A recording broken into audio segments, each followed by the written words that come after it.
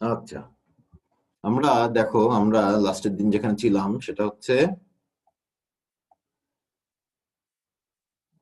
আমরা লিমিট দেখছিলাম, তাই না? এফিসিয়েন্সি লিমিট, যে কোন কোন ফ্যাক্টর গুলা এফিসিয়েন্সিকে এফেক্ট করে। হ্যাঁ, যেমন আমরা এই যে এই ইকুয়েশনটা ছিল এফিসিয়েন্সি ইকুয়েশন, যেটা কিসের কিসের উপর ডিপেন্ড করে ছিল? Open circuit voltage, short circuit current, fill factor. হ্যাঁ, এগুলোর উপর, এই প্যারামিটার গুলোর উপর ডিপেন্ড করে। এগুলো কার প্যারামিটার? এগুলো বেসিক্যালি হচ্ছে সোলার সেলের প্যারামিটার, তাই না? সোলার সেলের ইন্ডিভিজুয়াল প্যারামিটার গুলা। তো এখন আমাদের তাহলে তাহলে আমরা এক একটা প্যারামিটার করে দেখছিলাম যে মানে কিভাবে এটা এফেক্টেড হয়। যেমন প্রথমে আইএসসি দেখেছিলাম, তাই না? Short circuit current. আমরা মনে হয় এই শর্ট সার্কিট কারেন্টটা সেদিন দেখেছি কিসের উপর ডিপেন্ড করে। আচ্ছা, এরপরে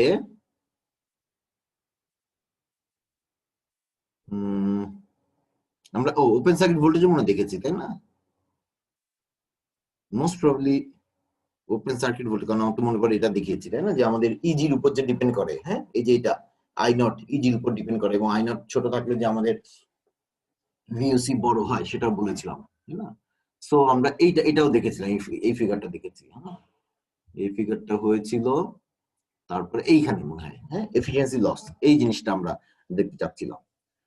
তো এফিসিয়েন্সি লস, তাহলে এখানে যেটা দেখানো হচ্ছে, দেখো যে আমাদের সোলার সেল একটি স্ট্রাকচার, তাই না? যেখানে এন টাইপ, পি টাইপ, হ্যাঁ, contact, back contact, front contact, তারপরে অ্যান্টি রিফ্লেকশন কোটিং, হ্যাঁ, তারপরে যে ফ্রন্ট কন্টাক্টের যে গ্রিড থাকে, এই সব আমরা এটা মানে এটা একটা ইয়ে ফিগার, কি বলে এটাকে, যে একটা সিমেট্রিক একটা ডায়াগ্রাম বলতে পারো। এখন এই দেখো, আমরা তাহলে প্রথমে এই শর্ট সার্কিট কারেন্ট লস, হ্যাঁ, কারেন্ট লস কোথায় হতে পারে? আগেরটা তো আমরা বলেছি জেনারেশন, হ্যাঁ, যে এইসব ক্ষেত্রে মানে এইভাবে ম্যাক্সিমাম আমরা জেনারেট করতে পারি। হ্যাঁ, আগের ইকুয়েশন বলেছিলাম যে আমাদের যে আলো ম্যাক্সিমাম কত ইন্টিগ্রেট করেছি আমরা স্পেকট্রামের কতটা ইজি পর্যন্ত, বা ওয়েভলেংথ, সার্টেন একটা ওয়েভলেংথ পর্যন্ত পুরো আলোটাকে আমরা ইন্টিগ্রেট করে, বা ফোটন ফ্লাক্সকে ইন্টিগ্রেট করে আমরা ম্যাক্সিমাম কারেন্ট কত হতে পারে সেটা ক্যালকুলেট করতে পারি।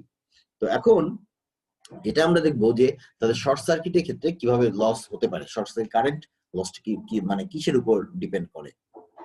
যেমন দেখো, প্রথম কথা হচ্ছে, তাহলে শর্ট সার্কিট কারেন্ট অবভিয়াসলি তোমার কিসের উপর ডিপেন্ড করতেছে? ক্যারিয়ার যে জেনারেট করছে ইলেকট্রন হোল পেয়ার, এই ক্যারিয়ারের উপর অফকোর্স ডিপেন্ড করে, তাই না? তো ক্যারিয়ারের উপর ডিপেন্ড করলে সেই ক্যারিয়ার জেনারেট করলো, কিভাবে করলো? ফোটন ইনসিডেন্ট হয়েছে বা ফোটন অ্যাবজর্বড হয়েছে, সেজন্যই জেনারেট করলো।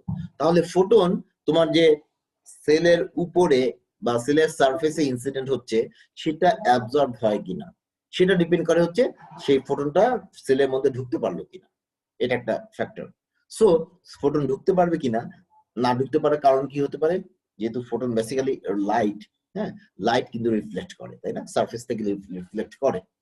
সো যেহেতু এটা একটা সিলিকন, ধরো আমরা যে কোনো সোলার সেল যদি সিলিকন সোলার সেল বলি, তাহলে সিলিকন সারফেসের উপর কিন্তু লাইট রিফ্লেক্ট করে।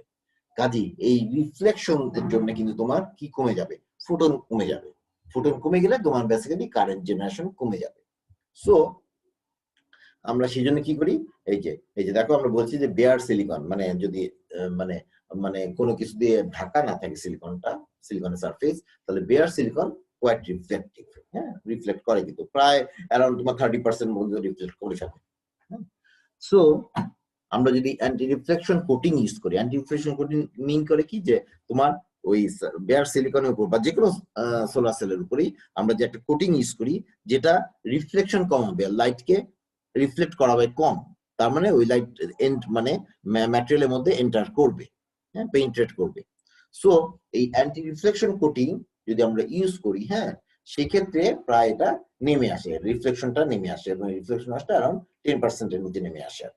আরো কমাতে পারে, আরো কমানো যায়, যাই হোক বিভিন্ন রকম মেকানিজম আছে অ্যান্টি রিফ্লেকশন কোটিং ইউজ করার। হ্যাঁ, কাজে এটা 10% পর্যন্ত নামানো যায়। এরপর কি দেখো, the necessity of making electrical contact to both p and n type regions of solar cell generally results in a metal grid contact on the side of the cell exposed to sunlight. দেখো, আমার কি করতে হবে? আমার তো career আবার collect করতে হবে, তাই না?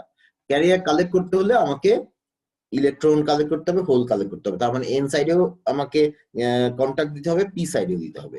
এখন ঘটনা হচ্ছে তোমার একটা সাইডকে তোমার তো আলোর দিকে রাখতেই হবে যাতে আলো পড়ে। হ্যাঁ, আমি না নিচের সাইডটাতে বললাম যে ঠিক আছে আলো ওখান দিয়ে আসবে না, হ্যাঁ, কিন্তু উপরের সাইডে কিন্তু আলো পড়তে হবে। এখন তুমি যদি কন্টাক্ট হিসেবে সাধারণত আমরা যেটা ইউজ করি মেটাল, হ্যাঁ, তা মেটাল দিলে, মেটাল কিন্তু বেসিক্যালি ওপেক ইউজুয়ালি লাইটের জন্য। সো ওপেক হলে তাহলে দেখো সে কিন্তু তোমার কিছু আলো বাধা দিচ্ছে। এটা ইয়ে না, মানে জাস্ট সিম্পলি তুমি একটা মেটাল যদি একটা কোনো কিছু বসায় দাও তাহলে ওখানে আলো ঢুকতে পারবে না মেটালের ভিতর দিয়ে। তো ওইরকম ব্যাপার। তো আমরা কি করি যে এখানে এই যে এরকম করে গ্রিড কানেক্ট করি, তাই না? এরকম গ্রিড, কন্টাক্ট গ্রিড এগুলো মেটালের তৈরি। কাজে এগুলা বেসিক্যালি কি কিছু আলোকে রেস্ট্রিক্ট করতেছে। তাহলে এই যে এরকম রেস্ট্রিকশন থেকেও তাহলে তোমার কিছু আলো ঢুকতে পারতেছে না। এইটা অ্যারাউন্ড হইতে পারে কত, অ্যারাউন্ড এই যে 15% ইনকামিং লাইটকে সে হয়তো ব্লক করতে পারে ম্যাক্সিমাম। হ্যাঁ, এই 5 থেকে 15 এটা ডিপেন্ড করে তোমার ডিজাইনের উপর মোটামুটি।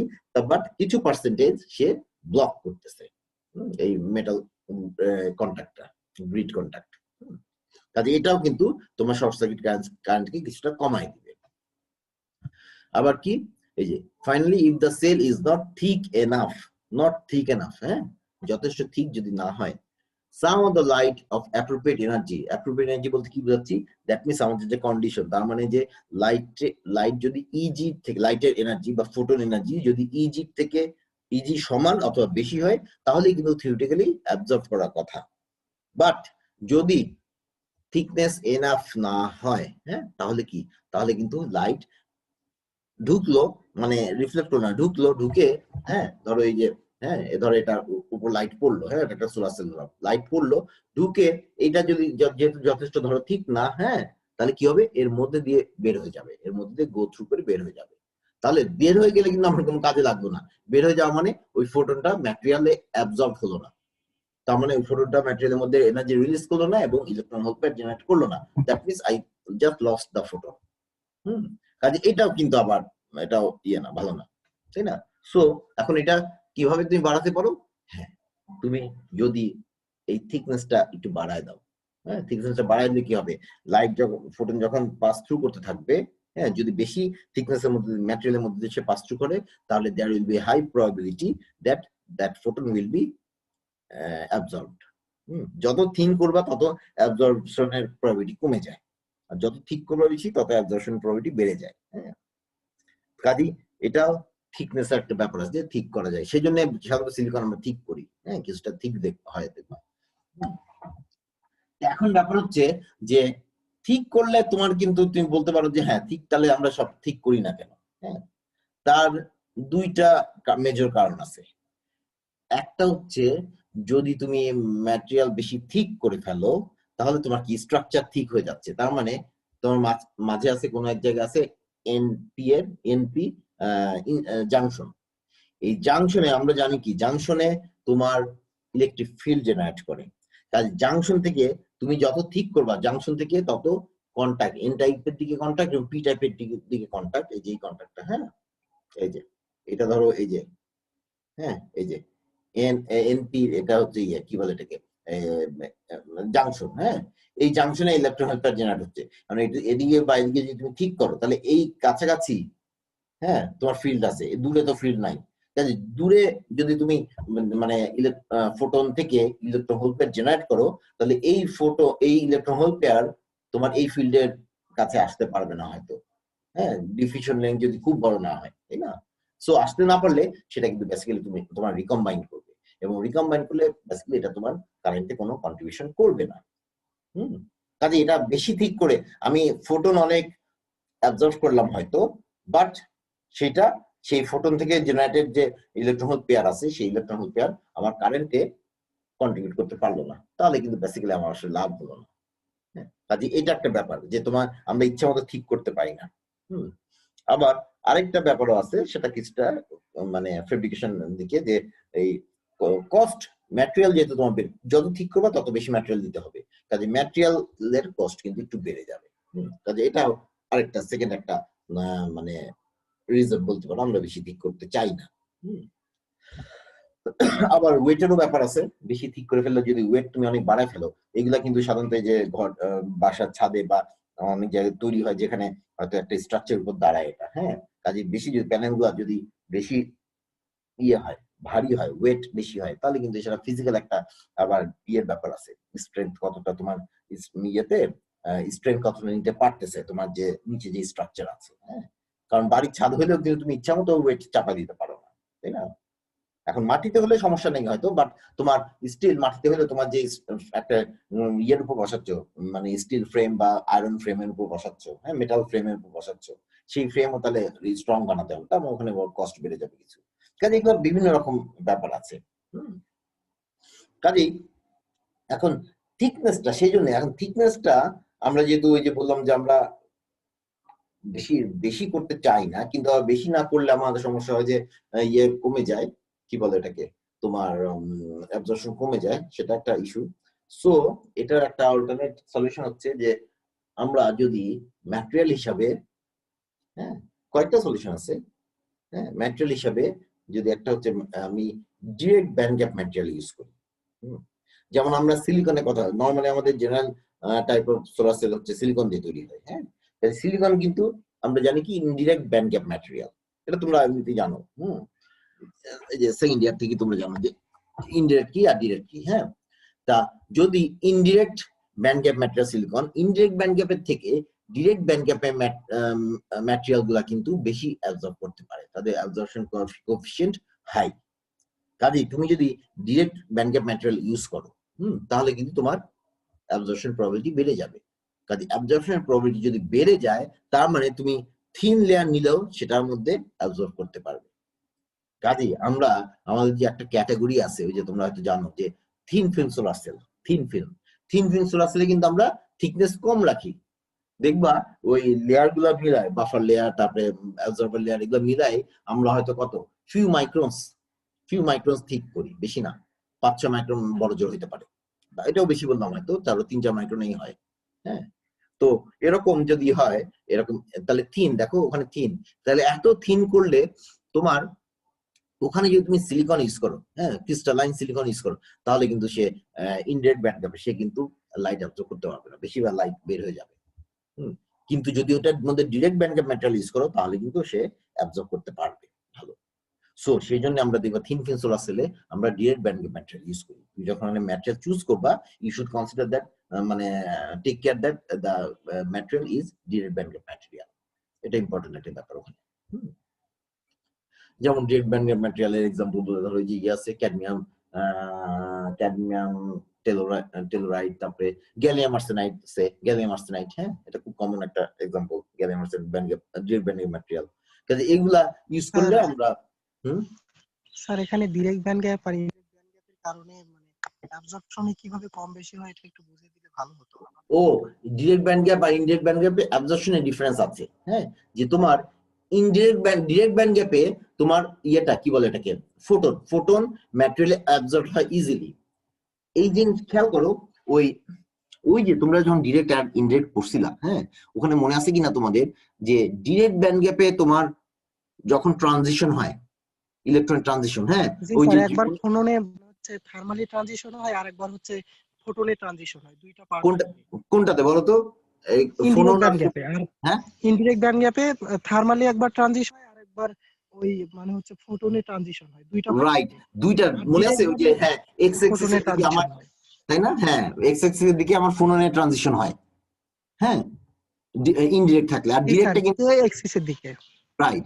আর ডিরেক্ট হলে কিন্তু তোমার শুধু এই যে এনার্জি এক্সিস এর দিকে ট্রানজিশন হয়, শুধু উপরের দিকে ভার্টিক্যাল দিকে ট্রানজিশন হয়। তার মানে তোমার ওই যে ভ্যালেন্স ব্যান্ডে ম্যাক্সিমা আর কন্ডাকশন ব্যান্ডে মিনিমা, এরা যেহেতু একই ইয়েতে থাকে, কি বলে যেন এটাকে, কে ভ্যালুতে থাকে, তাই না, ইকে ডায়াগ্রাম থেকে বলি আমরা এটা, দুইটারই একটার হচ্ছে পিক মানে লয়ার পিক আর একটা আপার পিক একই ইয়েতে থাকে, একই কে ভ্যালু যেটা আমরা বলি ইকে ডায়াগ্রামে বলি, হ্যাঁ, এনার্জি আর কে ডায়াগ্রাম, ওইখানে একই কে ভ্যালুতে থাকে, তাহলে মোমেন্টাম একই থাকে তাদের, মোমেন্টামের ব্যাপারটা, হ্যাঁ। সেই জন্য কি ওখানে ডিরেক্টলি তোমার শুধু ওখানে শুধু ফোটন ট্রান্সফার হয়, যে তোমার যদি একটা ইলেকট্রন কন্ডাকশন ব্যান্ডে মিনিমা থেকে ভ্যালেন্স ব্যান্ডে ম্যাক্সিমায় নেমে আসে, তাহলে শুধু সে ফোটন রিলিজ করে, আর অন্য ক্ষেত্রে ইনডিরেক্টের ক্ষেত্রে ফোননও রিলিজ করে সাথে, এরকম ব্যাপার আছে, বা হয়তো কেউ কেউ শুধু ফোননই রিলিজ করে, এরকম ব্যাপার আছে। স্যার তাহলে কি অ্যাবজর্পশনের ক্ষেত্রে ফোনন এবং ফোটন দুইটা অ্যাবজর্ব করলে ইনডিরেক্ট ব্যান্ড গ্যাপে শুধুমাত্র অ্যাবজর্পশন হবে, তাছাড়া হবে না এমন কিছু?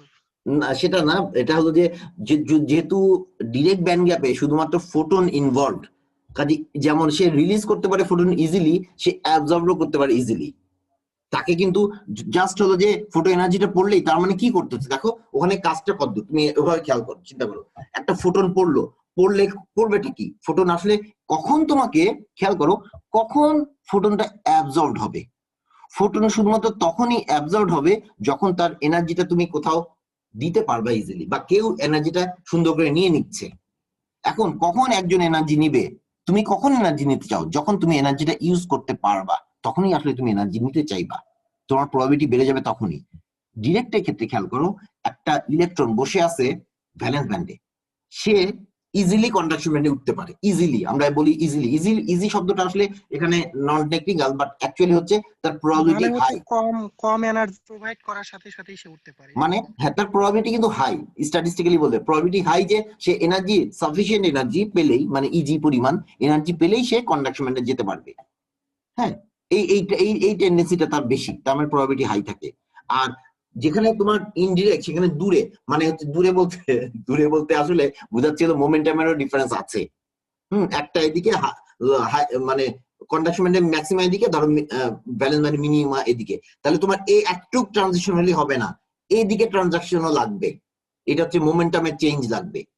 কাজে এখানে কিন্তু একটা এক্সট্রা তোমাকে ইফোর্ট দিতে হচ্ছে, মোমেন্টাম চেঞ্জ করতে হচ্ছে। আর যখন তুমি ডিরেক্টে থাকো, তার মানে এরকম থাকবে, মিনিমা আর ভ্যালেন্স ব্যান্ড ম্যাক্সিমা, শুধু এই বরাবর ট্রানজিশনটা হয়, শুধুমাত্র এনার্জি ট্রান্সফার, মোমেন্টামের চেঞ্জ হয় না।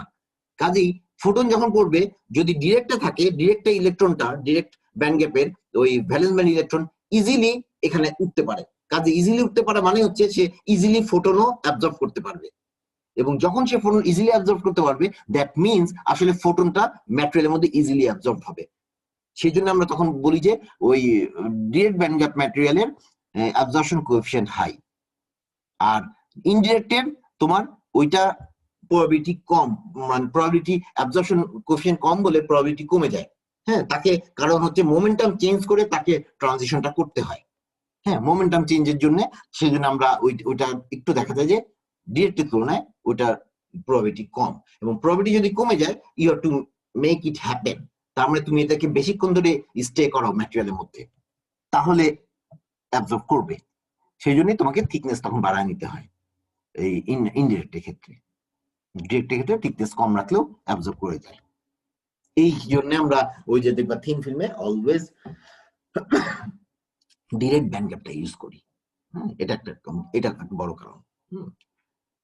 কিন্তু ডিরেক্ট ব্যান্ড গ্যাপগুলোর যে একটু অসুবিধা তোমরা জানো, যে কস্টের ক্ষেত্রে ব্যাপার, কস্ট একটু মানে it is not as cheap as silicon. Silicon কিন্তু চিপার অফকোর্স। হ্যাঁ, কিন্তু ডিরেক্ট ব্যান্ড গ্যাপগুলো এই সুবিধা আছে, কিন্তু মানে কস্টের দিক থেকে একটু হায়ার বলতে পারো কম্পেয়ার টু বাট তাও থিন ফিল্ম সোলার এখন অনেক ইয়ে করছে, মানে পপুলার, কারণ হচ্ছে তোমার ম্যাটেরিয়াল যেহেতু আবার কম লাগে, তো সেই জন্য এটা আবার ওই দিক থেকে কস্ট কিছুটা কমে আনতে পারে। ম্যাটেরিয়াল তো কম লাগতেছে তোমার, হ্যাঁ, তুমি যখন হিউজ ইয়েতে যাবা, প্রোডাকশনের কথা চিন্তা করবা, তখন ম্যাটেরিয়াল কস্ট কমে যাচ্ছে।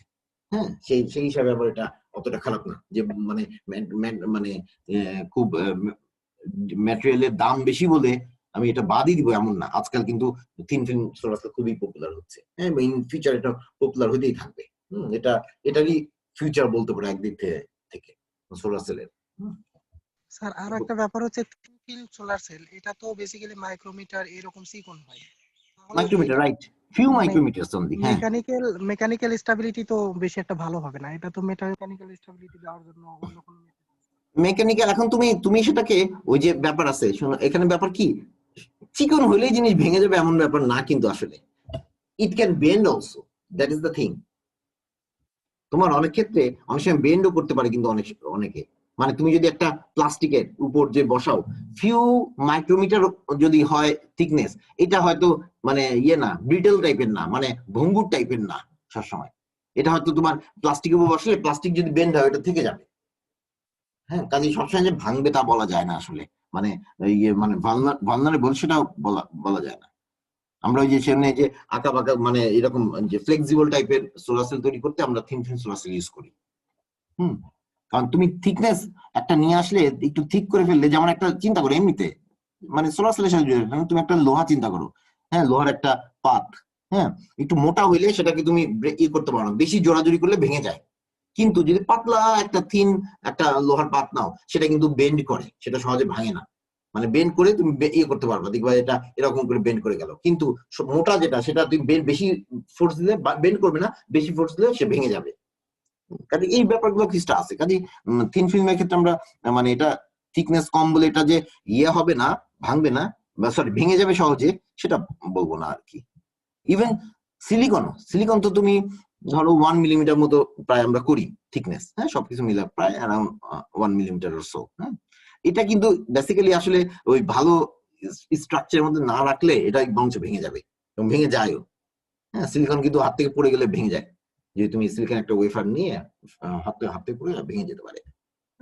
কিন্তু ওই অন্যগুলা হয়তো মানে বেশি পাতলা হইলে মানে তুমি যদি একটা ইয়ের উপর রাখো, সেটা হয়তো অত ব্রিটেল হবে না।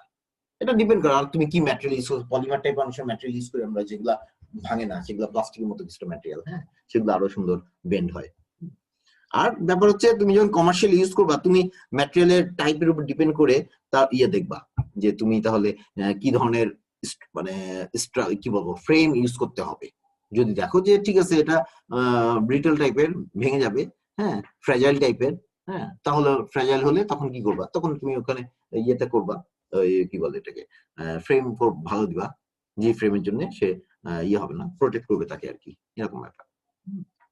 বাট ম্যাটেরিয়াল কম লাগবে এবং তাড়াতাড়ি বা সহজে ইজিলি অ্যাবজর্ব হবে থিন ফিল্মে। জি স্যার বুঝতে পারছি। আচ্ছা তাহলে এই যে এখানে এই ফিগারটা দেখো, এই যে যেটা আমরা থিকনেসের কথা বলতেছিলাম, হ্যাঁ এই ডিরেক্ট ব্যান্ড গ্যাপ বা ইনডিরেক্ট, এই যে এখানে দেখো এই ফিগারটা একটু দেখাই আগে। এই যে দেখো এই যে থিকনেসের ক্ষেত্রে দেখো, এই যে সেমিকন্ডাক্টর থিকনেস, হ্যাঁ আমরা এক্স অ্যাক্সিসে থিকনেস দেখাচ্ছি, আর ওয়াই অ্যাক্সিসে এই যে কারেন্ট দেখাচ্ছি, ম্যাক্সিমাম কারেন্ট কতটা জেনারেট করতে পারে সেটা দেখাচ্ছি। সো দেখো থিকনেস, এই যে দুইটা ম্যাটেরিয়াল দেখানো হয়েছে, সিলিকন আর গ্যালিয়াম আর্সেনাইড। তো সিলিকন তো ইনডিরেক্ট আর গ্যালিয়াম আর্সেনাইড ডিরেক্ট। তাহলে খেয়াল করো একই থিকনেস দেখো, ধরো 10 মাইক্রন, এই যে এখানে মাইক্রন দেওয়া আছে, হ্যাঁ ধরো 10 মাইক্রন ধরলাম। 10 মাইক্রনে এই যে দেখো, এই যে সিলিকনের থেকে আমি এই পরিমাণ কারেন্ট পেতে পারি, আর গ্যালিয়াম আর্সেনাইডের ক্ষেত্রে মোটামুটি এই পরিমাণ কারেন্ট পাওয়া যায়, দেখো বেশি। আর এইখানে দেখো নিচের দিকে আরো আসো, নিচের দিকে আরো মজা, নিচের দিকে এসে দেখো যে এই যে দেখো 1 মাইক্রনে, হ্যাঁ 1 মাইক্রন থিকনেস মাত্র। এখানে দেখো সিলিকনে অনেক কম, তাই না, অ্যারাউন্ড কত 30% হবে কারেন্ট, হ্যাঁ আমরা মানে 100% কে রেফারেন্স ধরে, হ্যাঁ সেটাকে। তাহলে 1 মাইক্রনে অ্যারাউন্ড দেখো কত 30% মতো। আর সেখানে কিনা একই থিকনেসে এই যে গ্যালিয়াম আর্সেনাইড প্রায় ধরো 50, 60, 70, 80 প্রায় 80% এর কাছাকাছি কারেন্ট পাওয়া যাচ্ছে। হ্যাঁ কাজে দেখো এইখানে দেখো আরো বেশি, কারণ হচ্ছে কি এই যে এই গ্যালিয়াম আর্সেনাইড এই যে কিছু দূর গিয়ে দেখো এরপরে স্যাচুরেটেড হয়ে যায়, তার মানে মোটামুটি যে 2 মাইক্রন দেখো অলমোস্ট 2 মাইক্রন পর্যন্ত গিয়েই কিন্তু সে মোটামুটি সব লাইট অ্যাবজর্ব করে ফেলছে, এনাফ 2 মাইক্রনই। এরপরে যদি তুমি বাড়াও আর বেশি লাইট আসলে বাকি নাই অ্যাবজর্ব করা, সেই জন্য দেখো পরের দিকে মোটামুটি ফ্ল্যাট হয়ে আসতেছে, গ্রাফটা স্যাচুরেটেড হয়ে যাচ্ছে। কাজেই অনেক কম থিকনেসেই তোমার এই যে ডিরেক্ট ব্যান্ড গ্যাপ ম্যাটেরিয়াল ভালো অ্যাবজর্ব করতে পারে। আর কিন্তু সিলিকন যেহেতু অ্যাবজর্ব করতে হলে তার থিকনেস বাড়াইতে হয়, হ্যাঁ কাজেই দেখো স্লোলি বাড়তেছে, হ্যাঁ স্লোলি হয়ে যায়, মোটামুটি একটু non linear of course but more or less, হ্যাঁ মানে এরকম ঠিক স্যাচুরেশন এত তাড়াতাড়ি যায় না। দেখো অনেক দূরে যে 100 মাইক্রো, খেয়াল করো এই যে প্রায় 1000, এই যে কত প্রায় 1000 মানে হচ্ছে 1 মিলিমিটার, হ্যাঁ ধরো এই যে প্রায় 8.8 মিলিমিটার অর সো, হ্যাঁ এরকম দেখানো হয়েছে, স্টিল রাইজিং, বাড়তেছে। কাজে সিলিকন আমরা ওইরকমই মানে প্রায় ধরো সব মিলে আর কি, কন্ট্যাক্ট দিয়ে 1 মিলিমিটার মতো হয়ে যায় বলতে গেলে সিলিকন সোলার সেল গুলো।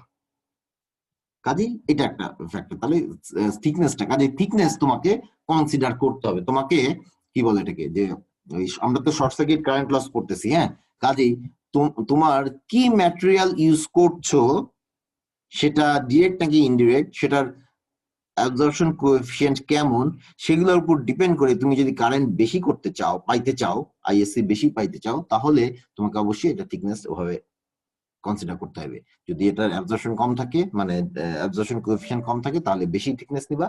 আর কম অ্যাবজর্পশন আর অ্যাবজর্পশন কোএফিসিয়েন্ট বেশি থাকলে, হাই থাকলে কম থিকনেস নিলে চলবে। এরকম ব্যাপার, এটা তোমাকে কনসিডার করতে হবে। আচ্ছা, তাহলে এটা গেল শর্ট সার্কিট কারেন্ট লসের ব্যাপার। আরেকটা ইম্পর্টেন্ট ব্যাপার আছে। তাহলে আমরা অ্যান্টিফ্রেশ কোটিং কথা বললাম, গ্রিডের কারণে আলো বাধা পাচ্ছে সেটা বললাম, কন্ট্যাক্টের কারণে।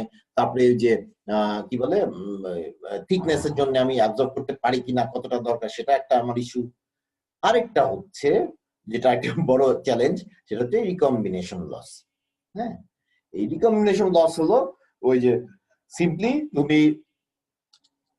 লাইট ফোটন পড়লো, ম্যাটেরিয়ালের মধ্যে ইলেকট্রন হোল পেয়ার জেনারেট করলো, ইলেকট্রন হোল পেয়ার এখন হয়ে তোমার দুই দিকে এন টাইপ কন্টাক্ট আর পি টাইপ কন্টাক্টের দিকে যাওয়ার কথা, মানে যাওয়া দরকার।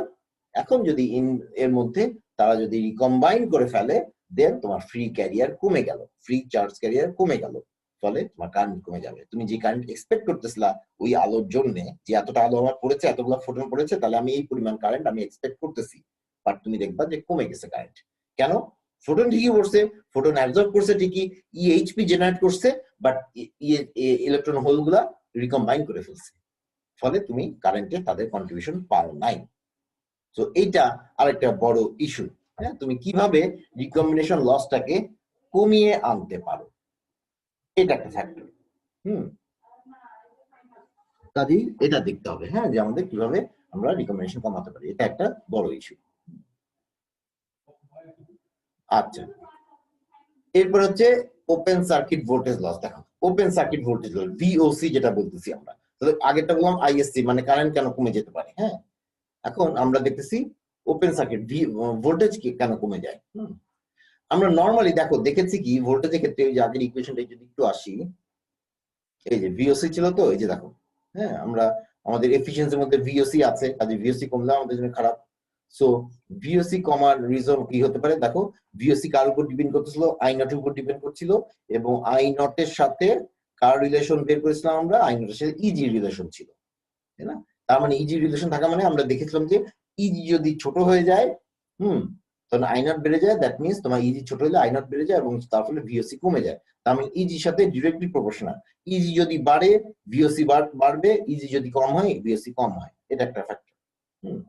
এটা জেনারেলি আমরা দেখেছি। হ্যাঁ, কাজে ইজি আমরা চুজ করি বলেছিলাম। হ্যাঁ, এখন আমাদের এইখানে যেটা বলছি যে ওপেন সার্কিট ভোল্টেজ লস, হ্যাঁ, লস কেন, মানে তাহলে ভোল্টেজ কমে যেতে পারে কেন? ধরো তুমি ম্যাটেরিয়াল নিয়েছো, ইজিটিজি নিয়েছো, এরপরেও লস কেন কমে যেতে পারে, এটা আমরা চিন্তা করতেছি। তো সেটার জন্য দেখো, একটা ফ্যাক্টর হচ্ছে এই যে দেখো আমাদের বেসিক্যালি ওই ইয়েতে তোমার এনার্জি গ্যাপের জন্য তোমার কি তৈরি হয়? ওখানে পোটেনশিয়াল ডেভেলপ করে। হ্যাঁ, ওই যে তোমার জাংশন পোটেনশিয়াল। এখন জাংশন পোটেনশিয়াল কেন ডেভেলপ করে? জাংশন পোটেনশিয়াল ডেভেলপ করে কারণ হচ্ছে ওখানে ডিপ্লেশন রিজিয়ন আছে, ডিপ্লেশন রিজিয়ন ডেভেলপ করছে।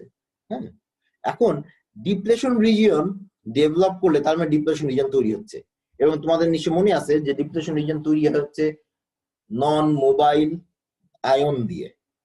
এন টাইপে পজিটিভ আয়ন থাকে, পি টাইপে নেগেটিভ আয়ন থাকে, এই আয়নগুলা মিলে আমার একটা রিজন তৈরি করে, যে রিজনটাকে আমরা বলি হচ্ছে ডিপ্লেশন রিজন। এই রিজনটাতে বেসিক্যালি আমার ইলেকট্রিক ফিল্ড তৈরি হয়, এবং এই রিজনটার জন্যই বেসিক্যালি আমি ভোল্টেজ পাচ্ছি। ভোল্টেজ আমি টার্মিনালে ভোল্টেজ পাচ্ছি। এখন ব্যাপার হচ্ছে, যদি এখন আমরা রিকম্বিনেশনের কথা বুঝলাম, তাই না? একটু আগে আইএসসি ক্ষেত্রে রিকম্বিনেশনের কথা বললাম। আইএসসি ক্ষেত্রে যে রিকম্বিনেশনের কথা বলেছি, আজকে আমার কাছে বোর্ডটা নাই। আচ্ছা, যাই হোক, একটু বসো, একটু বোর্ডটা নিয়ে আসি। হ্যাঁ, একটু বসো।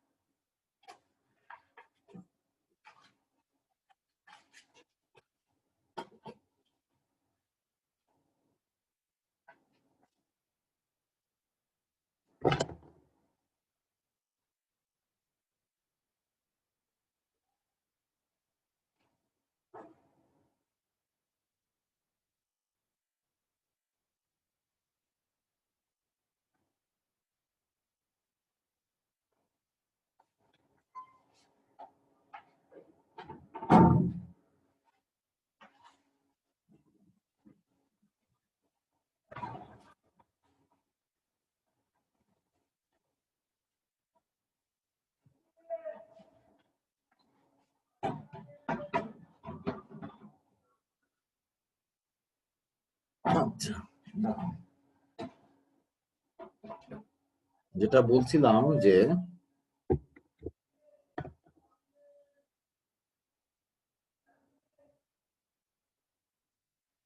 আমরা যদি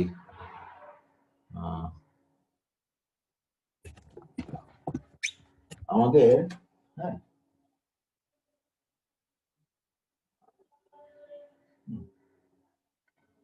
ধরো এনপি, হ্যাঁ এনপি, তাহলে আমার এটা বাল্ক রিজিয়ন বলতে পারি। আর এইখানে ধরো এতটুকু জায়গা আমার ইলেকট্রন মানে ডিপ্লেশন রিজিয়ন, হ্যাঁ ডিপ্লেশন রিজিয়ন।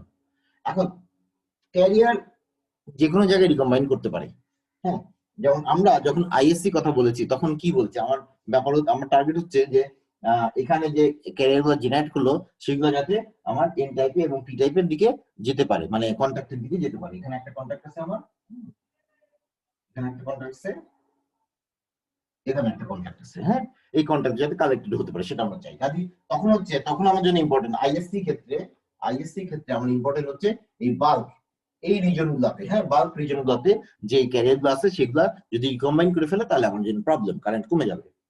আর এখন আমরা যেটা বলতেছি দেখো ডিপ্লেশন রিজিয়নে আমার কি আছে, এন টাইপের দিকে এরকম করে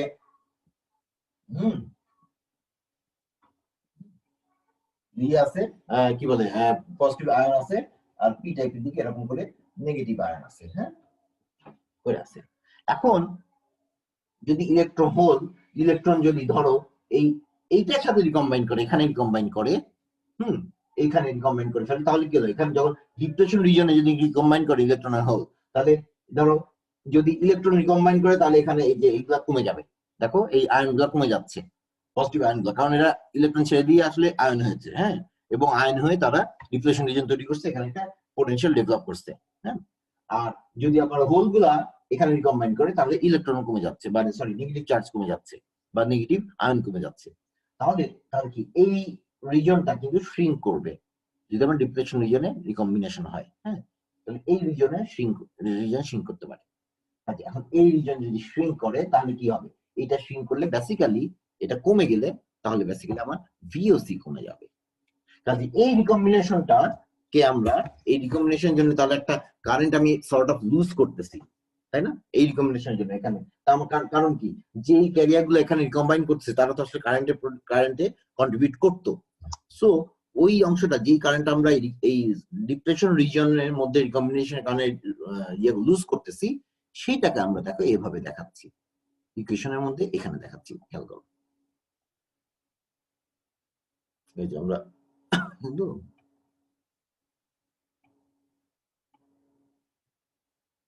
এই যে এই যে দেখো এই পার্টটা আমাদের নরমালি আই এর মধ্যে যে ডায়োড কারেন্ট থাকে যে, হ্যাঁ সেটার সাথে একইভাবে এই অংশটা আই ডাব্লিউ দেখাচ্ছে একটা, যেটা উইথ ডাব্লিউ এর মধ্যে, মানে আমরা সাধারণত রিকম্বিনেশন উইথটাকে ডাব্লিউ বলি, হ্যাঁ ওইটার মধ্যে, হ্যাঁ রিকম্বিনেশনের মধ্যে ওইখানে যে রিকম্বিনেশনটা হচ্ছে সেটার জন্য আমি যে কারেন্ট লুজ করতেছি সেটাকে এখানে দেখাচ্ছি। তাহলে এই আই ডাব্লিউ এর উপর বেসিক্যালি মানে আই নট এর উপর যেমন নিজে ডিপেন্ড করে, কিসের ভিওসি ডিপেন্ড করে, যে আমরা দেখেছিলাম আমাদের ইকুয়েশন কোথায়, এই যে ভিওসি হচ্ছে আই নট এর উপর ডিপেন্ডেন্ট, আই নট বেড়ে গেলে হ্যাঁ ভিওসি কমে যাবে, তাই না, আই নট বেড়ে গেলে ভিওসি কমে যাবে, তাই না। তাহলে আই নট যদি বেড়ে যায় তাহলে এটা ছোট হয়ে যাবে, ভিওসি কমে যাচ্ছে, তাই না। ওই রকমই আই নট এর সাথে যদি আই ডাব্লিউ আমরা আরেকটা ধরছি, হ্যাঁ এটার সাথে এখন আই নট এর সাথে প্লাস আমি আই ডাব্লিউ কনসিডার করতেছি আসলে এই যে ডিপ্লেশন রিজনের রিকম্বিনেশন কারণে যেটা হচ্ছে সেটা আমি এখানে কনসিডার করলে সেটা তাহলে আই নট যেমন এফেক্ট করে ভিওসি কে, আই ডাব্লিউ একইভাবে এফেক্ট করবে, শুনে এটার সাথে এটা অ্যাড করে দিচ্ছি, তাহলে এই কারেন্টটাকে আমি এক্সটেন্ড করতেছি বলতে পারবো কিছুটা, এই যে এইভাবে আই নট এর যা আছে তার সাথে এটাকে কনসিডার করতেছি একই ফর্মে, দেখো একই ফর্মেট আছে, বাট এটার সাথে আরেকটা কম্পোনেন্ট হিসাবে, হ্যাঁ যে কারেন্টটা আমাকে অপোজ করতেছে, যে কারেন্টটা আমার ভিওসি কে কমায় দিচ্ছে, সেই কারেন্টের মধ্যে আরেকটা কম্পোনেন্ট আমরা ইনক্লুড করলাম।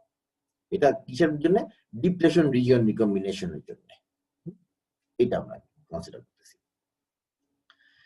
এবং এটা দেখো এই যে আই ডাব্লিউ এর সাথে কার রিলেশন আছে, এই যে ইম্যাক্স বা এই কাইম্যাক্স, সরি কাইম্যাক্স, হ্যাঁ কাইম্যাক্স বলে মনে হয়, কাইম্যাক্স। এই কাইম্যাক্সটা কি maximum effect electric field strength in the junction. তাহলে ইলেকট্রিক ফিল্ড স্ট্রেংথ যত বেশি থাকবে আইডব্লিউ তত কমে যাবে। কাজে ইলেকট্রিক ফিল্ড স্ট্রেংথ থাকা মানে কি সে রিকমেন্ড করতে দিবে না ডিপ্রেশন রিজিয়নে, সরাই দিবে, তাই না? কাজে ইলেকট্রিক ফিল্ড যদি কোনো কারণে উইক হয় সেক্ষেত্রে এই আইডব্লিউটা বড় হবে, রিকম্বিনেশন কারেন্টটা বড় হবে ডিপ্রেশন রিজিয়নে।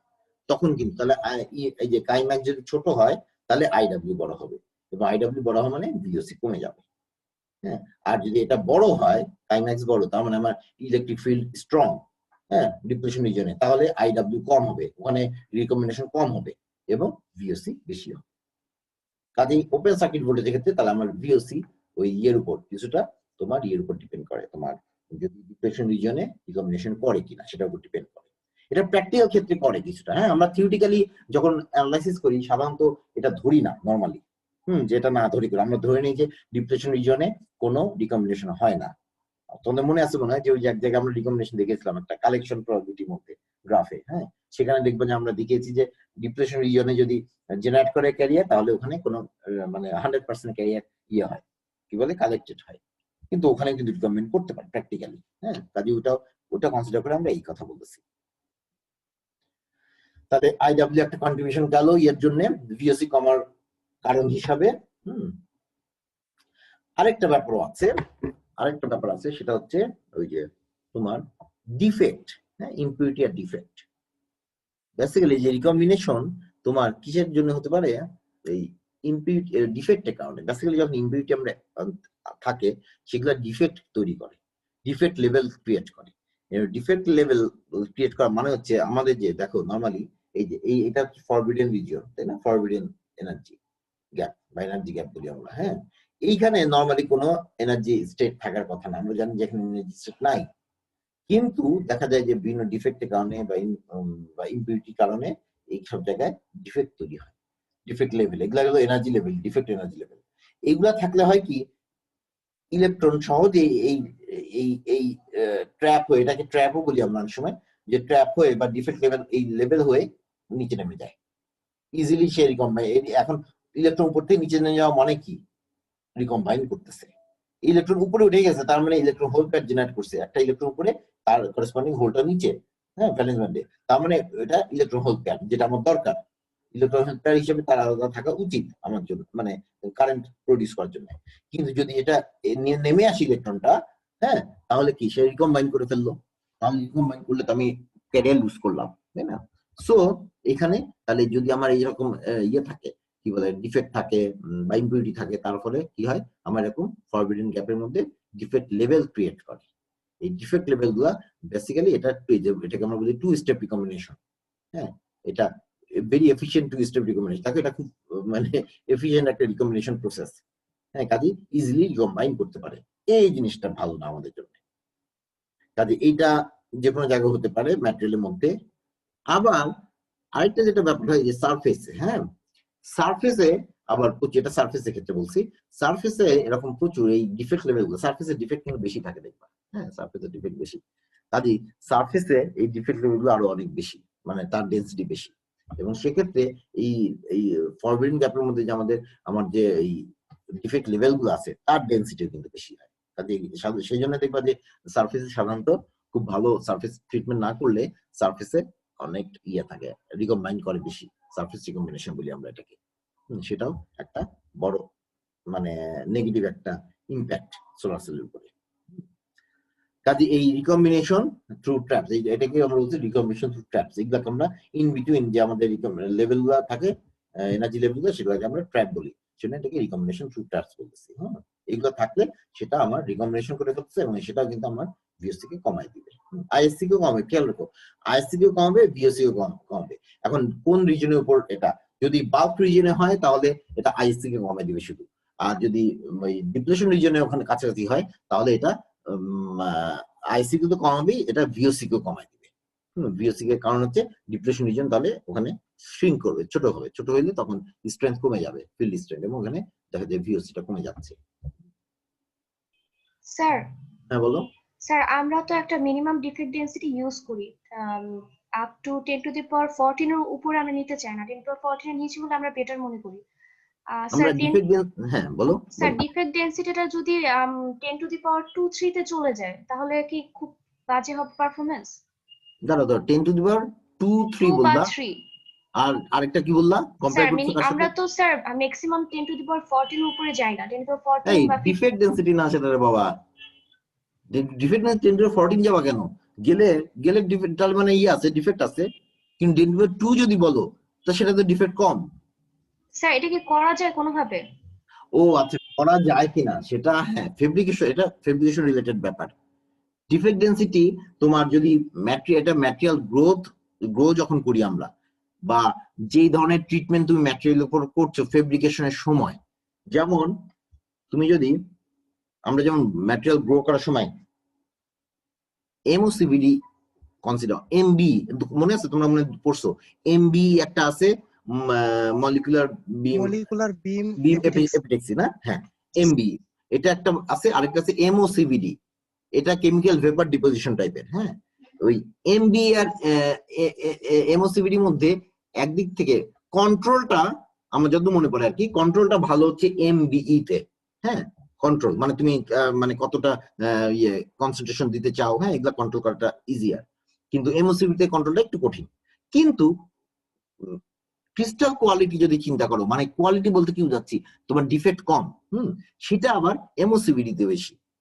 হ্যাঁ, কাজেই আমরা অনেক সময় এমওসিভিডি অনেক সময় ইউজ করি। যেমন আমি নিজে যখন ইয়ে করতাম লেজার পিএইচডি অনেক বছর আগে অবশ্য, তখন আমরা ম্যাটেরিয়াল গুলা এমওসিভিডি তে তৈরি করতাম। কারণ কি, আমাদের অপটিক্যাল ডিভাইস তো, অপটিক্যাল ডিভাইসের ডিফেক্টটা আমার কম থাকলে ভালো। হ্যাঁ, কাজেই তুমি ডিফেক্ট কমাইতে চাইলে তোমার ওরকম মানে তুমি কি মেকানিজম, ফেব্রিকেশন মেকানিজম চুজ করবা সেটা তোমার ব্যাপার। হ্যাঁ, যেমন স্পাটারিং যদি তুমি করো, হ্যাঁ স্পাটারিং করলে কিন্তু তোমার ডিফেক্ট তৈরি হবে বেশি, বিশেষ করে সারফেস ডিফেক্টটা বেশি হয়। আবার ডিফিউশন যদি তুমি ডিফিউশন করো, ডিফিউশনে একটু কম হবে। আমরা সাধারণত এইসব জায়গায় যেমন ডিফিউশন করি, হ্যাঁ ডিফিউশন করে যে এন টাইপ তৈরি করি পি টাইপের উপর। তো এখন পারবা কিনা, এখন এই যে বললা যে সম্ভব কিনা, সম্ভব হবে না তা না। আমরা অ্যানালাইসিসের সময় যেমন সাধারণত ডিফেক্ট কনসিডার করি না নরমালি প্রথমে, হ্যাঁ কারণ ডিফেক্ট নাই ধরে নিয়ে আমরা করতে অ্যানালাইসিস করি, তার মানে ওখানে রেজাল্ট বেটার আসার কথা। প্র্যাকটিক্যালি রেজাল্ট একটু খারাপ আসে, কারণ তখন এই যে ডিফেক্ট প্র্যাকটিক্যালি কিছু থাকে। বা 10⁻14 ডিফেক্ট একটু বেশি, তুমি একটু আরো কমানোই ভালো আসলে, যতটা কমাইতে পারো। এখন 10⁻2 বা 3 পারবা কিনা সেটা স্পেসিফিক বলা কঠিন। সেটা তোমার ম্যাটেরিয়াল, কোন ম্যাটেরিয়ালের কথা তুমি বলতেছো, তারপরে কি ধরনের ফেব্রিকেশন টেকনিক তুমি ইউজ করতেছো, এইগুলোর উপর ডিপেন্ড করে। হ্যাঁ, কাজে এটার উত্তর সরাসরি আমার দেওয়াটা ঠিক হবে না। তুমি তোমরা স্পেসিফিক কোন ম্যাটেরিয়ালের ক্ষেত্রে, ডিফেক্টের ক্ষেত্রে পেপার যদি একটু দেখো, সেই সব জায়গা অনেক সময় দেখতে পারবা। হ্যাঁ, তোমরা ফুড স্টুডেন্ট তো, তোমরা এখন তো এমনি থিসিস করতেছো, কিছু প্রজেক্ট করতেছো, কাজে পেপার দেখলে কারেন্টলি কতদূর পর্যন্ত ডিফেক্ট ডেন্সিটি আমরা ইয়ে করতে পারি কোন একটা তোমার চোজেন একটা ম্যাটেরিয়ালের ক্ষেত্রে, হ্যাঁ সেটা হয়তো পাওয়া খুঁজে। তবে যতটা কমানো যায় অফকোর্স ভালো, ততটাই ভালো, হ্যাঁ ডিফেক্ট ক্ষেত্রে। তবে ইট ইজ সর্ট অফ কিছুটা আনঅ্যাভয়েডেবল, প্র্যাকটিক্যালি এটা আনঅ্যাভয়েডেবল, কম বেশি কিছুটা থাকে ডিফেক্ট। হ্যাঁ, সেটা ইয়ে থাকে, সেটাকে কনসিডার করে তুমি যতটা বেটার করতে পারো। কাজে আমরা এখানে ডিফেক্টের জিনিসটা দেখতেছি যে ডিফেক্ট থাকলে তোমার এটা রিকমেন্ডেশন বাড়ায় দিবে। হ্যাঁ, রিকমেন্ডেশন বাড়াইলে তোমার কোথায় রিকমেন্ডেশনটা হচ্ছে সেটার উপর ডিপেন্ড করে তোমার ইয়ে হবে, ওই এফেক্ট করবে। ওই যে যেহেতু আমি বলি যেখানে এখানে কেন আমরা এই ভিওসির মধ্যে এটা নিয়ে আলোচনা করতেছি সেটা একটু বলা ভালো, এই কারণে যে এই ডিফেক্ট গুলা, এই যে এই রিজনটা যে, হ্যাঁ আমাদের যে এই ইন্টারফেস রিজন, যেটা এনআরপি এর মধ্যে, এনপি এর মধ্যে যে জাংশনটা, এইখানে কিন্তু তুমি কি মেকানিজমে তুমি পি টাইপ এন টাইপ তৈরি করছো, তাই না? এটা কিন্তু আমরা পি টাইপের উপরে আমরা ডিফিউশন করেছি। তো যেহেতু তুমি একটা ফেব্রিকেশন প্রসেস এর উপর অ্যাপ্লাই করছো, কাজেই এই ইন্টারফেসে তোমার ডিফেক্ট থাকতে পারে, থাকবে না যে বলা যায় না, থাকার যথেষ্ট পসিবিলিটি আছে। কাজে ডিফেক্ট যদি থাকে সেই ইন্টারফেসে, সেই ক্ষেত্রে তোমাকে ওই ডিফেক্ট ডেন্সিটি কনসিডার করতে হবে আর কি, যদি তুমি ভালো অ্যানালাইসিস করতে চাও।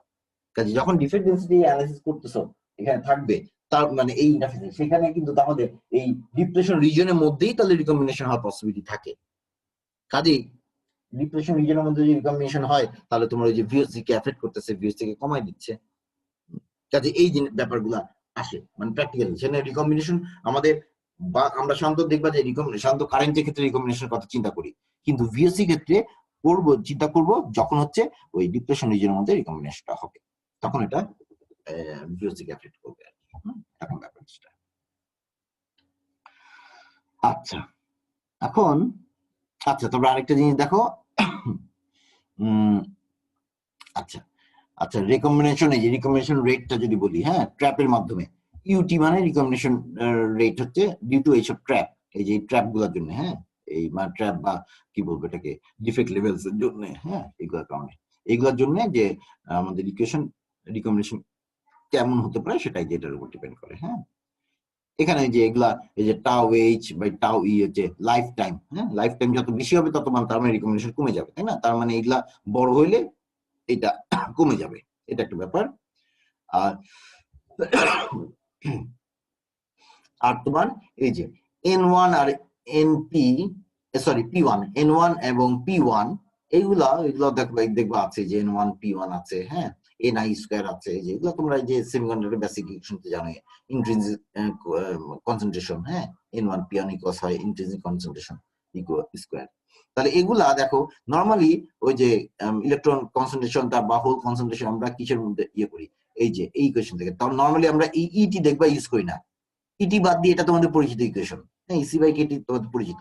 ইটি ইন্ট্রোডিউস করা হয়েছে যে ইটি হচ্ছে তোমার এই যে ট্র্যাপ এনার্জি গুলা, কোন কোন কিরকম এনার্জিতে ট্র্যাপ গুলো আছে সেটা, যখন এই ট্র্যাপ এনার্জি ইনক্লুড করবা তখন N1 এর ভ্যালু চেঞ্জ হবে, N1 বা P1 এর ভ্যালু চেঞ্জ হবে। এই হিসাবে তোমার কি চেঞ্জ হবে, তোমার ইউটি ডিপেন্ড করবে এটার উপর, এগুলোর উপর, যে তোমার এটা কেমন হচ্ছে, এফেক্ট কেমন করতেছে।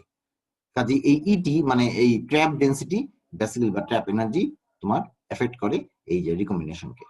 এই রিকম্বিনেশন আমরা কিন্তু এই এর ভিতরে কথা বলতেছি, এই যে কি বলে ওই ডিপ্রেশন রিজনের মধ্যে সাধারণত, তবে এটা এফেক্ট করবে, তুমি যদি ভিএসসি কথা বলো তাহলে ডিপ্রেশন রিজনের কথা বলবা, আর যদি ইন জেনারেল এফেক্ট করবে এটা, সেটা হচ্ছে বাল্কের মধ্যে, বাল্কের মধ্যেও ইয়ে হবে, রিকম্বিনেশন হবে, এবং সেখানেও ট্র্যাপ থাকতে পারে, ট্র্যাপ থাকবে, হ্যাঁ ম্যাটেরিয়ালের মধ্যে, ওই ট্র্যাপ গুলো তখন ওখানে রিকম্বিনেট করাবে তাড়াতাড়ি, এরকম ব্যাপার। কাজে এই রিকম্বিনেশন ইয়েটা রেটটা বা ট্র্যাপের থ্রুতে রিকম্বিনেশনটা আমরা একটু দেখবো আর কি। আরেকটা দেখবা আরেকটা আচ্ছা আরেকটাও দেখা উচিত, সেটা হচ্ছে এই যে সারফেস রিকম্বিনেশন যেটা, হ্যাঁ সারফেস রিকম্বিনেশন ক্ষেত্রে তোমার তাহলে একটা এরকম ইয়ে থাকবে, রিকম্বিনেশন রেট থাকবে, এবং সেইটা এই সারফেস রিকম্বিনেশন ক্ষেত্রে আমাদের দুইটা টার্ম আমরা মানে একটা টার্ম ইউজ করি, সেটা হচ্ছে সারফেস রিকম্বিনেশন ভেলোসিটি। এই টার্মটা আমরা সারফেসের ক্ষেত্রে ইউজ করি, হ্যাঁ সেমিকন্ডাক্টরে যে কোনো ডিভাইসের ক্ষেত্রে আমরা ইউজ করি, দেখবা যে এইটা এই যে যেখানে দেখো দুইটা এই যে ইউ এর মধ্যে দুইটা ভ্যালু আছে, SE আর SH, SE আর SH, এটা হচ্ছে ইলেকট্রন সারফেস রিকম্বিনেশন ভেলোসিটি, এটা হচ্ছে হোল সারফেস রিকম্বিনেশন ভেলোসিটি। এটা আসলে ভেলোসিটি বলতে ঠিক ইয়ে না, মানে ক্যারিয়ার ভেলোসিটির মতো, ড্রিফট বা ডিফিউশনের মতো ওই ভেলোসিটি ঠিক না আসলে, এটা সর্ট অফ কত দ্রুত রিকম্বাইন করে সারফেসে এই জিনিসটা বোঝাচ্ছে, এই জন্য আমরা এটাকে নামটা মানে টার্মটা দিয়েছে হচ্ছে surface recombination velocity. Basically surface যেহেতু আমরা বলেছি কি ওই যে একটু আগে যে ছবি দেখালাম, এই যে দেখো সারফেসের ক্ষেত্রে কিন্তু এই ট্র্যাপের থ্রুতে যে রিকম্বিনেশন সেন্টার গুলো তৈরি হয় বা ট্র্যাপ গুলো তৈরি হয়, এটা কিন্তু বেশি ডেন্সিটি বেশি সারফেসে, কাজে এখানে তোমার সারফেসের মানে এই রিকম্বিনেশন হওয়ার পসিবিলিটি অলওয়েজ বেশি থাকে, সেই জন্য এটা কতটা বেশি এই রিকম্বিনেশন হওয়ার পসিবিলিটি সেটা আমরা সেটার জন্য এই টার্ম গুলো ইউজ করি, ইলেকট্রন ক্ষেত্রে এসি ইউজ করি বা ইলেকট্রন সারফেস রিকম্বিনেশন ভেলোসিটি, আর হোলের ক্ষেত্রে hole surface recombination velocity use করি। এগুলোর উপর ডিপেন্ড করবে ইউ কতটা হচ্ছে, রিকম্বিনেশন কতটা হচ্ছে। কাজে এই ভ্যালুগুলা এসি আর এসএইচ এর ভ্যালুগুলো আমরা ছোট রাখতে চাই, এগুলো ছোট রাখতে চাই, যে ডিভাইসই তুমি ইউজ করো কেন খুব ভালো করে ডিভাইস অ্যানালিসিস করতে হলে তখন আমরা এইগুলো কনসিডার করি, এই প্যারামিটার গুলো। কাজে এইগুলা আসবে, তাহলে এই জিনিসটা খেয়াল রাখবা, সারফেস রিকম্বিনেশন ভেলোসিটি। তাহলে এইগুলা এই আমাদের ইয়েগুলা প্যারামিটার গুলা গেল হচ্ছে আমার ভিওসি কে, যেগুলা উইক করে দেয় বা কমায় দেয়, এবং তার ফলে আলটিমেটলি আমার কি কমবে, আমার কমে যাবে হচ্ছে এই যে এফিসিয়েন্সি আমার দরকার, মানে দরকার না, মানে আমার দেখা দরকার এফিসিয়েন্সি কেন কমে, তাই না? তাহলে ভিওসি কিভাবে এফেক্টেড হয়, আইএসসি কিভাবে এফেক্টেড হয়, সেগুলো আমরা দেখতেছিলাম। আর ফাইনালি একটা এফএফ যেটা আছে,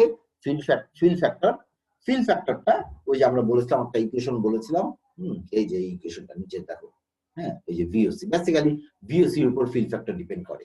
এই স্মল ভিওসি ছিল হচ্ছে capital VOC by KT by Q, হ্যাঁ, তার মানে বেসিক্যালি এই বাকিটা তো কনস্ট্যান্ট, তো তাহলে তুমি মানে টেম্পারেচার যদি তুমি কনস্ট্যান্ট ধরো, স্টেডি ধরো, তাহলে কনস্ট্যান্ট, তাহলে small VOC basically capital VOC একই জিনিস অলমোস্ট। কাজে এফএফ বেসিক্যালি তোমার ওপেন সার্কিট ভোল্টেজের উপর ডিপেন্ড করবে। যদি কোনো কারণে তোমার ওপেন সার্কিট ভোল্টেজ কমে যায়, দ্যাট মিনস তোমার ভিওসিও কমে যাবে। এই জিনিসটা আবার এখানে জাস্ট এর জন্য এখানে বলছি এটার ডিপেন্ডেন্সি, হ্যাঁ, ফিল ফ্যাক্টর লস, মানে ফিল ফ্যাক্টর তাহলে তোমার এই ভিওসি উপর ডিপেন্ড করবে। আচ্ছা, আর আরেকটা জিনিস একটু বলে রাখি সাথে, এখানে একটুই আছে সিরিজ এন্ড শান্ট রেজিস্ট্যান্স। হ্যাঁ, সিরিজ এন্ড শান্ট রেজিস্ট্যান্স বলছিলাম কি দুই ধরনের রেজিস্ট্যান্স, ওই যে আমরা ইকুইভ্যালেন্ট সার্কিট দেখেছিলাম সোলার সেলের, সেখানে আমরা কি দেখেছিলাম, দুই ধরনের রেজিস্ট্যান্স কথা বলছিলাম, একটা হচ্ছে সিরিজ রেজিস্ট্যান্স আর একটা হচ্ছে আমার PN junction parallel shunt resistance. তো সিরিজ রেজিস্ট্যান্স কি বলেছিলাম আমরা, দেখো the major contributors to the series resistance are এই যে bulk resistance of the material, semiconductor material making up the cell, সেলের জন্য যে ম্যাটেরিয়াল আছে সেই ম্যাটেরিয়াল একটা স্ট্রং একটা রেজিস্ট্যান্স আছে, তাই না? এটা থাকবে কারণ এটা সুপার কন্ডাক্টর না, অফকোর্স, হ্যাঁ, কাজে রেজিস্ট্যান্স থাকবে।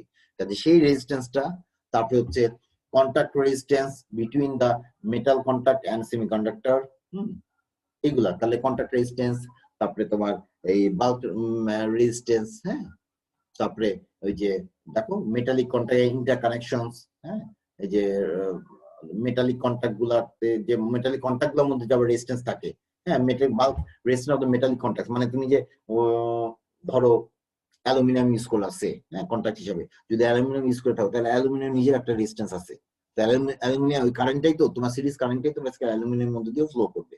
কাজে ওই ওইটার ওই ম্যাটেরিয়ালটা বা মেটালটার যে রেজিস্ট্যান্স সেটাও এখানে ইন্ট্রোডিউসড হবে বা কন্ট্রিবিউটেড হবে।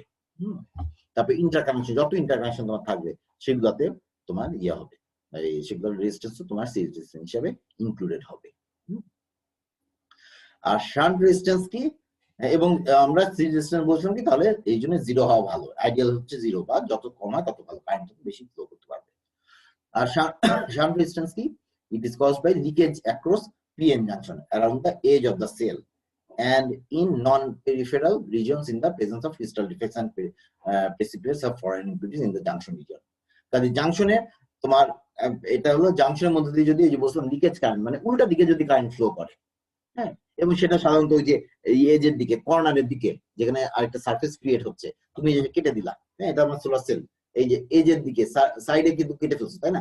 এখান দিয়ে কারেন্ট লিক করার একটা পসিবিলিটি থাকে, এবং লিকেজ কারেন্টটা আমরা বলছিলাম কি উল্টা দিকে ফ্লো করে। কাজে যে যদি কারেন্ট ফ্লো করে তার মানে তোমার রেজিস্ট্যান্স কমে যাচ্ছে, এখানে কোনো কারেন্ট ফ্লো করতেছে না, হ্যাঁ, এর মধ্যে দিয়ে উল্টা দিকে, তার মানে কি এখানে রেজিস্ট্যান্স ইনফিনিটি, আইডিয়াল কেস, তাই না? আর উল্টা দিকে একটা কারেন্ট ফ্লো করতেছে, তার মানে ওই রেজিস্ট্যান্সটা কম, ওইটাকে আমরা শো করছিলাম শান্ট রেজিস্ট্যান্স হিসাবে, যেটা আমরা আইডিয়াল কেসে ইনফিনিটি ধরি বা চাই, যত বেশি হয় তত ভালো, তাহলে আমার লিকেজ কারেন্টটা পিএন জাংশনের মধ্যে ফ্লো করবে না, বিকজ লিকেজ কারেন্ট তোমার উল্টা দিকে ফ্লো করে, তোমার ইলুমিনেশনের জন্য যে কারেন্টটা তৈরি হয় সেটা উল্টা দিকে লিকেজ কারেন্ট ফ্লো করে, কাজে এটা তোমার নেট কারেন্ট কমায় দিবে, তাহলে কাজে শান্ট রেজিস্ট্যান্সটা যত বেশি হয় তত ভালো। এটা যে ক্রিস্টাল ডিফেক্ট এগুলো বিভিন্ন কারণে হতে পারে। আচ্ছা, এগুলো মোটামুটি।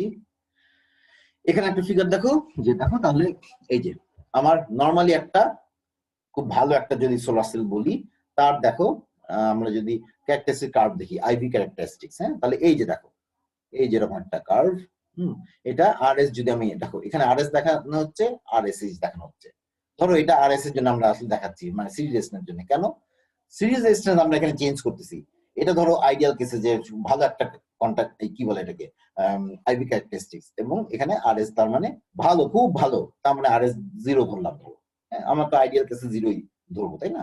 কাজে খুব ভালো ডিভাইস হলে ধরো আরএস খুবই ছোট বা জিরো ধরলাম।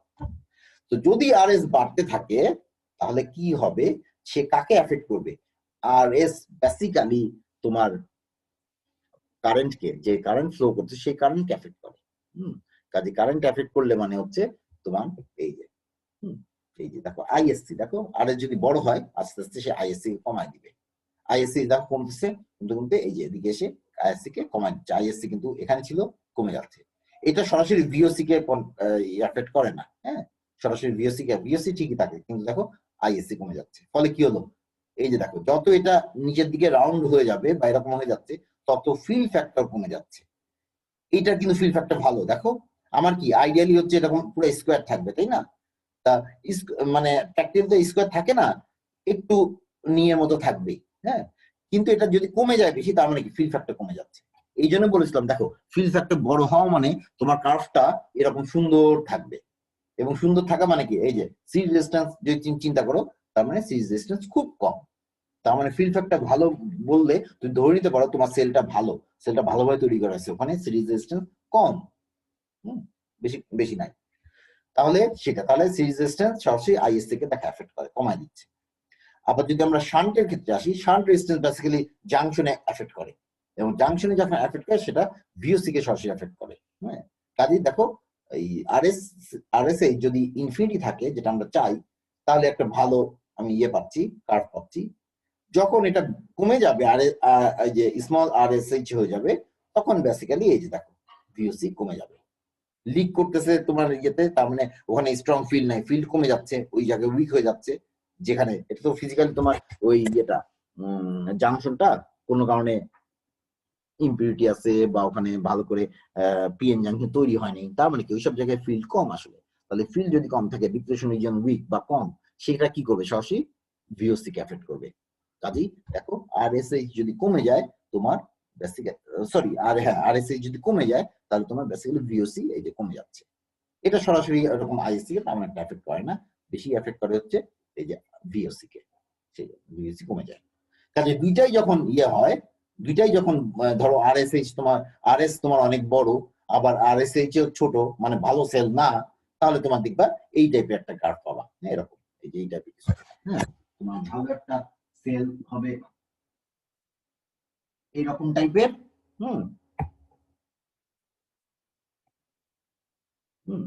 ভালো একটা সেল এরকম টাইপের। আর খারাপ সেল হলে যার কম, কি বলে এটাকে, আরএস বেশি এবং আরএসএইচ কম, সেক্ষেত্রে তোমার এরকম হয়ে যাবে, এরকম হয়ে যাবে। এটা ভালো কিছু না। হ্যাঁ, আবার তুমি করতে পারো যদি আইএস খুব একটা না কমে, এটা তো আমি খুব কমাই দিছি সেজন্য আর আইএসসি কেই নামায় আনছি, আবার বিওসি কেও নামায় আনছি। হ্যাঁ, যেহেতু আমি কমাই দিছি বেশ খারাপ বলছি। আর যদি মডারেট লেভেলে খারাপ হয় তাহলে তুমি এই যে এটা হয়তো এটা খুব বেশি চেঞ্জ হবে না, বাট ইন বিটুইন তোমার চেঞ্জ করে দিবে। এরকম হবে, এরকম এরকম হবে। কাজেই এই পয়েন্টটা এত থাকতে পারে, আবার বেশি খারাপ হয়ে গেলে এই পয়েন্টগুলো নেমে আসতে পারে যদি বেশি খারাপ হয়। হ্যাঁ, তত খারাপ আমরা সন্দেহ করি হয় না, কিন্তু এটা এই রিজনকে এফেক্ট করে। মানে আইএসসি কেও কিছুটা কমায় দিচ্ছে, আই কেও কমায় দিচ্ছে, মানে কারেন্ট কেও কমায় দিচ্ছে, আবার ভোল্টেজও কমায় দিচ্ছে, ফলে এইটা এভাবে নেমে আসতে পারে।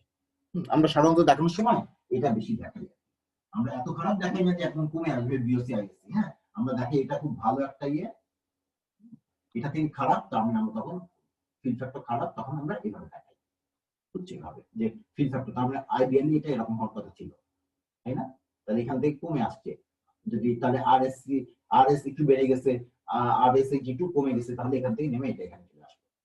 এভাবে আমরা ফিল ফ্যাক্টর দেখাই, এবং ফিল ফ্যাক্টরের সাথে সেখানে বলছিলাম যে ফিল ফ্যাক্টর বেসিক্যালি তোমার সোলার সেলটার কোয়ালিটি কেমন সেটাকে ইন্ডিকেট করে অনেকটা। আচ্ছা, তাহলে মোটামুটি আমাদের এরকম ব্যাপার এখন। আচ্ছা, তাহলে আজকে এই পর্যন্তই থাক। আজকে এই পর্যন্ত থাক, তাহলে আমরা নেক্সট দিন আবার এরপর থেকে শুরু করব। হ্যাঁ, আচ্ছা, আমি আগে অ্যাটেন্ডেন্সটা দিয়ে নিই, একটু ওয়েট করবো আমরা জাস্ট।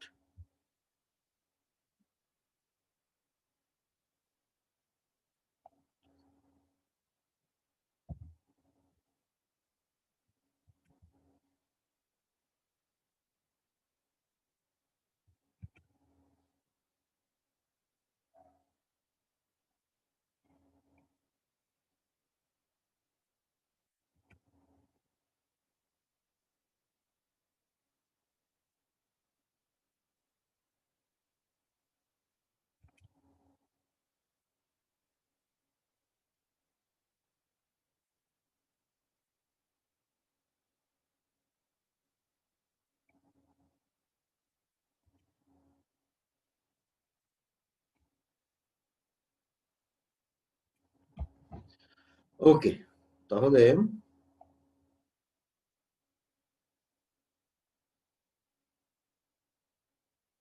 আচ্ছা আচ্ছা ঠিক আছে। ওকে, তাহলে আজকে এই পর্যন্ত আমাদের থাকলো। কারো কোনো কোশ্চেন আছে এখন? স্যার ইন কোর্সের সিলেবাস কি? ইন কোর্সের সিলেবাস, আচ্ছা তোমাদের এই চ্যাপ্টার তো শেষ হয়নি, দাঁড়া আমি রেকর্ডিংটা বন্ধ করে দিই এখন।